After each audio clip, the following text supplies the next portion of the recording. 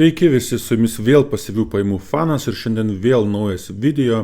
Tai šiandien video peržvelgsiu savo Trading212 aktyvų portfelį. Taip pat pakalbėsiu, kodėl praeitas video buvo ištrintas, kokia ten situacija. Ir kaip matėte iš video pavadinimo pakalbėsiu, kodėl pardaviau didžiąją dalį savo investicijų. Tai kas, kaip ir kodėl bus video eigoj. O prieš pradedant paprašysiu visų paspausti patinka mygtuką. Tai palaikysit mano kanalą, man bus didesnė motyvacija kurti toliau, dalintis su jumis savo investavimo kelionę, tiek savo sėkmėm, tiek savo nesėkmėm. Plus, jeigu dar neprenumeruojat kanalo, nepagalėkit paspausti subscribe mygtuką, tai prisidėsit prie kanalo augimo. Ačiū jums už tai, o dabar nieko nelaukiam, einam gal tada tiesiai į brokerį. Ir kaip matom, kokia dabar situacija, tai matom pirmiausia, kas krenta į akis, tai kad portfelio vertė yra tik tais apie 1000 eurų. Tai gal viskas pradėkim nuo pradžių. Pirmiausia, gal pradėkim nuo praeitos strategijos. Pasižiūrėkim, kiek per mėnesį mes uždirbom pinigų. Kas prisimenat praeitą video, kas spėjot pasižiūrėti, portfelis buvo 9,5 tūkstančio prieš mėnesį eurų vertės. Ir kalbėjau apie svertinių ETF strategiją, kaip su jais planuoju, neįnešant papildomų pinigų, uždirbti, padvigubinti portfelį 2-3 kartais. Ir kaip matom, per paskutinį mėnesį uždirbau 12 tūkstančių eurų, turim 125% grąžą. Tai viskas nutiko mano svertinių produktų dėka. Kaip žinot, turėjau Nvidios ir MicroStrategy 3x svertinius produktus. Šoktelėjus Bitcoino kainai, kartu šoko MicroStrategy kaina, plus po paskelbtų Amerikos ir Kinijos pozityvių dėrybų šoko visą rinką į viršų, to pasekoj mano svertinis Nvidia produktas taip pat kilo į viršų ir po truputį DCA principų išidinėjau iš pozicijų ir fiksavausi pelnus. Tai tuo metu dar neplanavau išimti pinigų, papasakosiu vėliau video eigoje, kodėl išėmiau pinigus, didžiąją dalį pinigų iš šito portfelio, tiek iš kitų portfelių taip pat.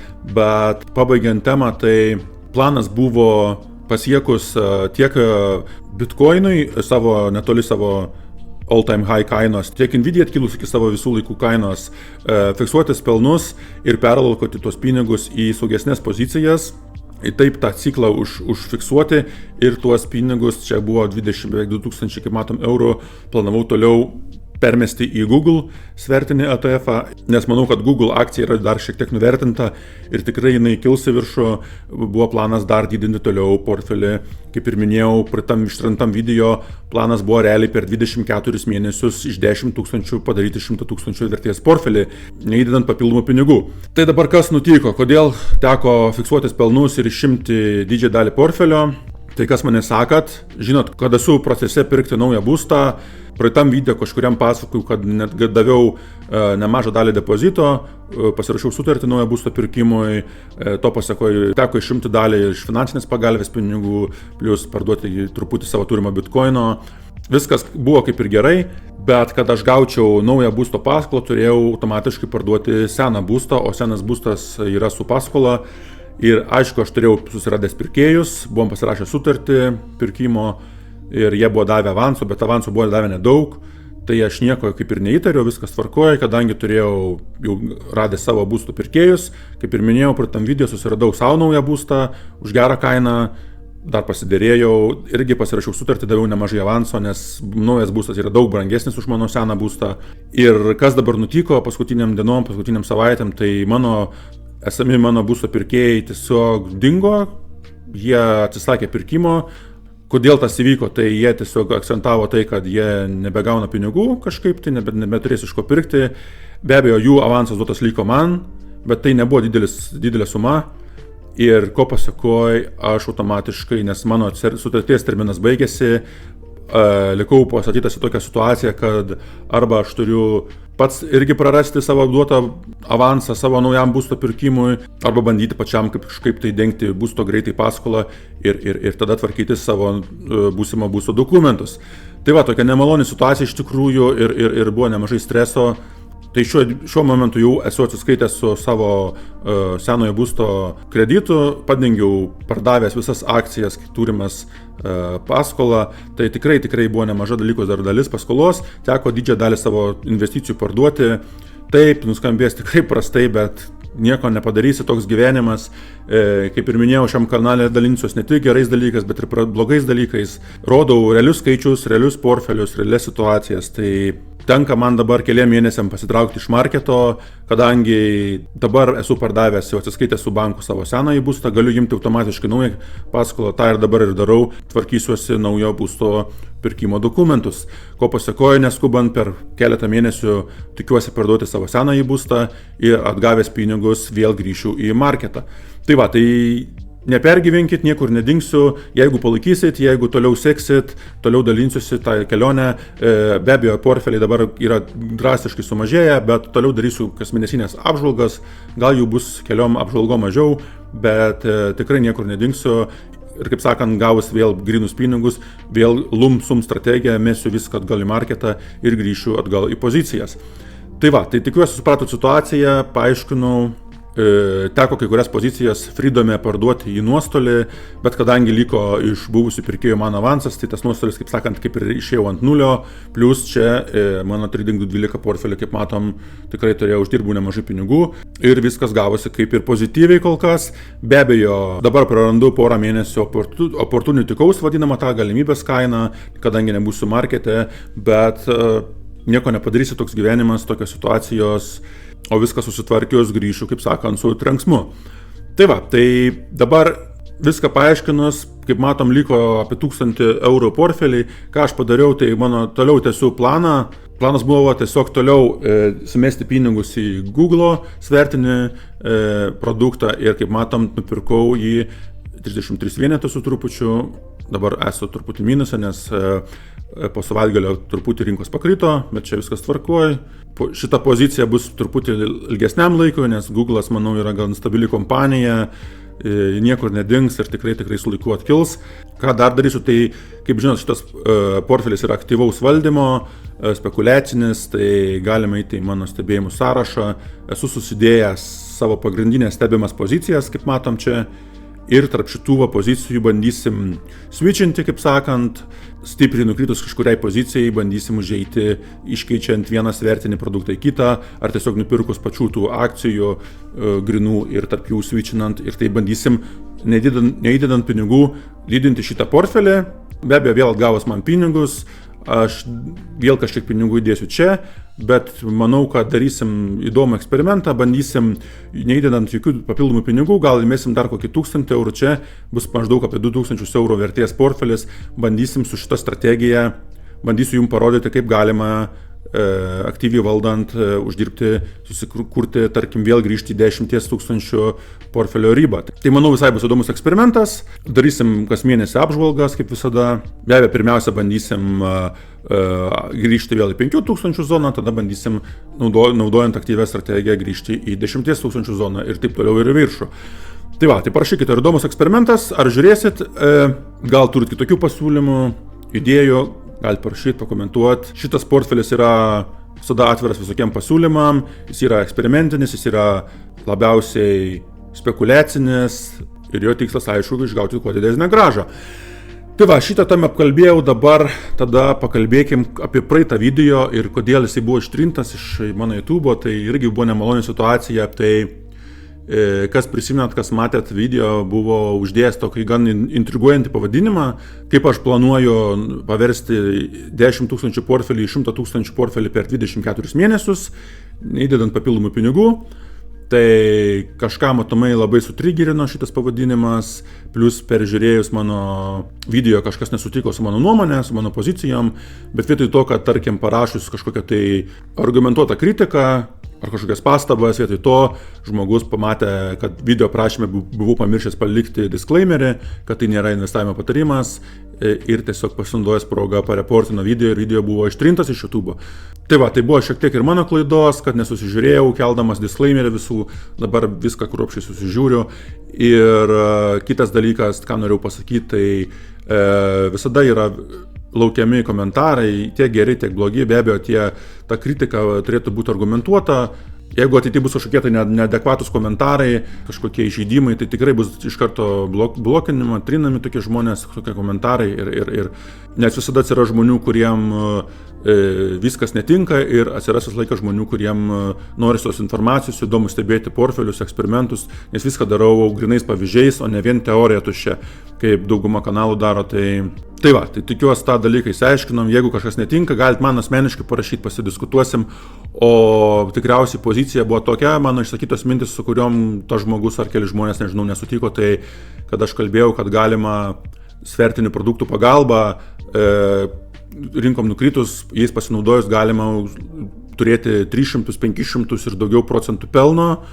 Tai ką aš turiu omeny, tai truputį padiskutuosiu tą temą, tai norėjau pasakyti, kad rinkose yra viskas įmanoma. Ką turiu omeny, tai tarkim sakyti, kad neįmanoma nukritus MicroStrategy svertinių ETF grįžti atgal į tarkim vėl gal į aukštumas kainai, tai taip sakyti yra neteisinga, nes kaip ir minėjau, neįmanomų dalykų nėra, bet yra antras labai svarbus dalykas, toks klausimas reiktų iškelti, ar tai tikėtina. Tai faktas, kad tai sunkiai tikėtina, kad tarkim, jeigu galim paimkim dabar turim įsijungę Google pavyzdį, parodysiu su Google pavyzdžiu tą patį, tai imkim maksimalų. Kaip matom, dabar šiuo metu Google svertinė pozicija yra verta beveik 30 eurų, taip. Tai matom, jo all-time high kaina buvo 113 eurų, jo. Tai dabar vėl pakiltumėm į šitokią aukštumą, taip, ko mums reikia? Mums reikia idealių sąlygų, jo, kad sukristų kortos. Visų pirma, tai šitie svertiniai produktai jie veikia ne tik tuo compound principu į viršų, bet lygiai taip pat ir į apačią. Todėl jie nėra rekomenduojami ilgam laikui laikyti, aš pats jų nemėgstu laikyti ilgam laikui ir visada sakau, kad tai yra rizikingas produktas, nes tas minusas taip pat lygiai greitai compoundinasi kaip ir kilimas. Ir matematiškai, automatiškai tas vadinamas volatility decay, kai krentant rinkom, mums ateityje reikia vis daugiau kainai atšokti, kad mes pasiektumėm buvusią kainą to produkto. Tai sakyti, kad aš nesuprantu, kaip šitie produktai veikia, tikrai tai nėra tiesa, nes aš jais naudojuosi jau ne pirmi metai ir visada sakau, kad jie nėra skirti ilgam investavimui. Bet tokiom progom noriu parodyti šituo portfeliu, kad galima sukaupti didelį kapitalą, sukaupti didelius pinigus, bet, kaip sakant, valdant rizikas ir neperspaudžiant, nededant visų savo turimų pinigų. Tuo metu portfelis buvo vertas 10 000, tai buvo tik 10-15% realiai mano viso turimo kapitalo, tai su tokiais procentais aš galiu rizikuoti su svertiniais produktais. Bet jeigu jūs pasižiūrėję video, tarkim, nesupratę teisingai informacijos, neišsiklausę, metat, tarkim, ten 50% ar 100% visų savo turimų pinigų, tai be abejo, kad tai yra neprotinga, yra kvaila ir po to kažkam tai kritus marketui praradus pinigus kaltinsit, tarkim, tą patį turinio kūrėją ar kažką.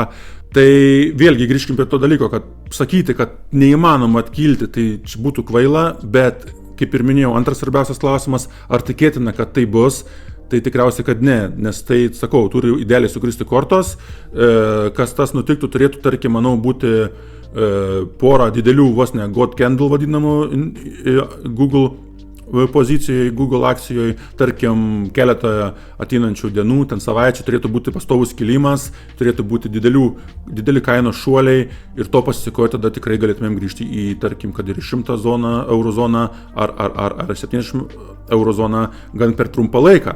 Ir tikrai galėtumėm padaryti ten 2, 300, 400, 500% tos grąžos. Jo? Tai sakyti, kad tai yra neįmanoma, būtų neteisinga. Tai va, tai tą tikriausiai dabar įsiaiškinam. Jo? Kaip ir minėjau, tikriausiai tai mano tokie drastiški pasireiškimai, gal kažką sutrigerino ir kažkam nepatiko, gal kažkas iš kažkokių kitų intencijų, kaip sakant, šiais laikais pilna konsultantų, kurie parduoda vis tokius kursus, jums realiai nemokamą informaciją apie opcionus, apie paprastą investavimą indeksinį, daro konsultacijas, jama po 100 eurų už konsultaciją valandos, kai realiai visa informacija yra nemokama, galite susirasti ją lengvai internete, plus galite žiūrėti tokius kanalus internete ir maždaug pasimokyti iš kitų žmonių tiek sėkmių, tiek nesėkmių. Be abejo, tai mano asmeninė nuomonė, kaip iš tikrųjų yra ir kokias turi intencijas, mes iki galo nežinosim. Tai va, tai tikiuosi įsiaiškinom, tai tikiuosi suprantat, kad aš pats suprantu, kaip tie produktai veikia ir bandau jum paaiškinti. Gal kartais ne iki galo kažką pasakau, bet jeigu turite, kaip ir sakiau, kažkokį klausimą ar kažkokios kritikos, paimkit, pasakykit ir parašykit, galite asmeniškai parašyti tikrai, atrašau kitiems žmonėms, pabendraujam, viskas be pykčio bus puiku. Tai va, kaip ir buvau minėjęs, kol nebuvo šitos situacijos su mano būstu, turėjom per mėnesį laiko 125% grąžą, plus 12 000 eurų prieaugį šitam portfelį. Planas buvo, kaip ir minėjau, permesti į saugesnius svertinius produktus. Nors išgirdus pasakymą į saugesnį svertinį produktą gan skamba keistai, nes realiai jų nėra saugių tokių produktų, bet tarkim, jeigu mes kalbam apie tokį kaip MicroStrategy svertinį produktą, tai jis yra ekstremaliai rizikingas, volatilus, palyginus tarkim prieš Google svertinį produktą, tai mano mintis ir buvo toliau didinti šitą portfelį, bet situacija nutiko kaip nutiko. Kaip ir minėjau, dar įmėsiu gal 1 ar 2 tūkstančius papildomai vėliau pardavęs būstą ir bandysim su mažu portfeliu užauginti šitą portfelį. Tai galėsit stebėti, bus mano įdomus eksperimentas, o kaip matom, 100 su viršum procentų grąža per mėnesį laiko tikrai yra didelė, tikrai nesuklyskit, kaip ir esu minėjęs, normali metinė grąža investuojant į indeksinį investavimą yra 10% per metus. Tai realiai, jeigu mes norim padvigubinti, tarkim, 10 000 portfelį, padvigubinti jį, tarkim, padaryti 100% pelną, mums vidutiniškai tai užtrunka 4 metai. 4 metų laikotarpį sutrumpinau mėnesį laiko. Tai va, tai be abejo, tai buvo didelis rinkos kritimas.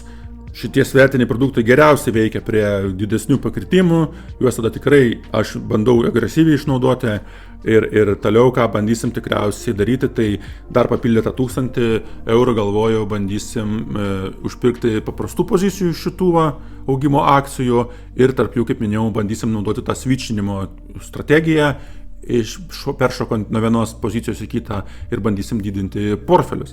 Jeigu turit kažkokių klausimų, galite parašyti. Visiems atsakysiu, o šiam video tikriausiai būtų tiek. Likit sveiki ir susitiksim kitose video.